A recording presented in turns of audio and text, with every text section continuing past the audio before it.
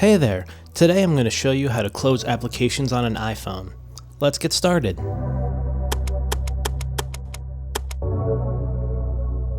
To start, put your finger right below the home screen bar at the bottom of the screen. Then drag your finger up to about the midpoint of the screen. You should see your most recent open app peek in on the left side of the screen. Now when you take your finger off the screen, you should see all of your open apps. You can now scroll through all of your open apps to find which apps you want to close.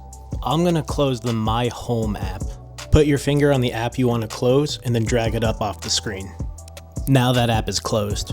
You can tap anywhere on the screen that isn't an open app to get back to the home screen. You also use this gesture to scroll through open apps and switch between them as well. Just find the app that you want to use and then tap it.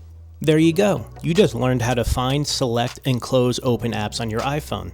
Feel free to comment below if you have any tips, questions, or suggestions. Thank you for watching, and I hope to see you next time.